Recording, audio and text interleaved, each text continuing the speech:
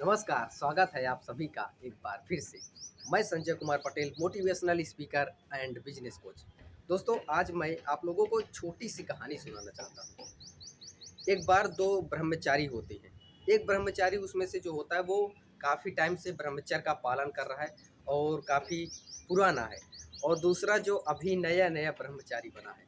तो दोनों एक बार जा रहे होते हैं, रास्ते में एक पुल पड़ता है। उस पुल को पार करके उनको उस तरफ जाना रहता है, किसी तरह से नदी वगैरह रहती है।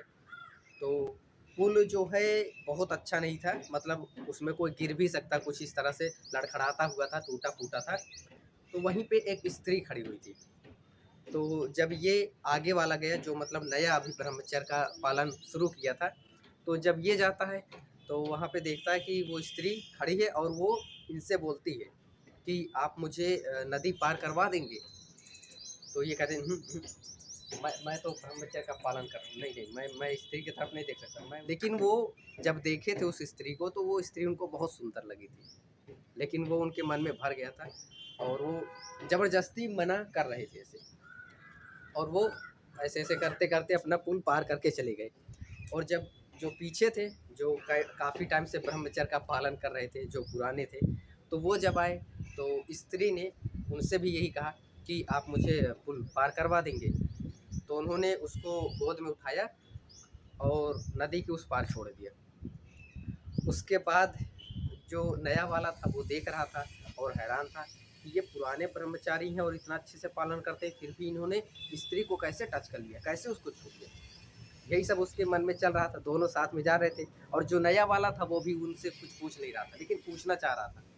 का कुछ दूर गए, उसके बाद उससे रहा नहीं गया, और जब उससे रहा नहीं गया तो उसने पूछ ही लिया कि आप ये बताइए, आप ब्रह्मचर्य का पालन कर रहे हैं और यहाँ पे सिखाया जाता है कि स्त्री को छूना नहीं है, स्त्री को देखना नहीं, और आपने तो उसे गोद में उठा के नदी पर पार करवा दिया।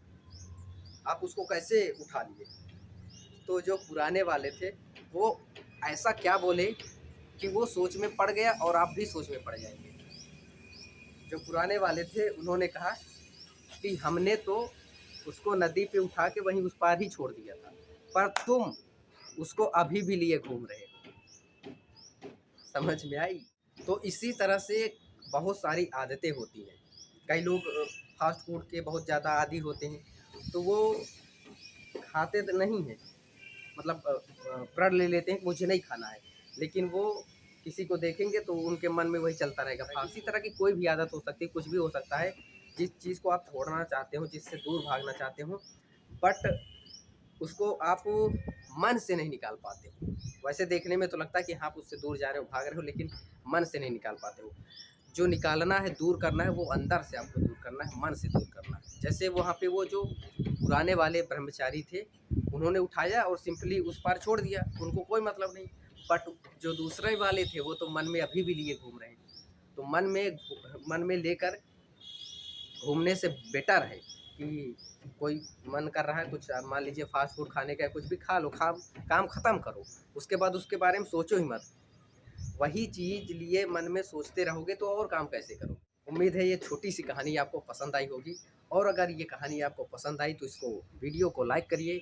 चैनल को अभी तक आपने अगर सब्सक्राइब नहीं किया है तो सब्सक्राइब कर लीजिए। आपसे फिर मुलाकात होगी, तब तक के लिए जय हिंद।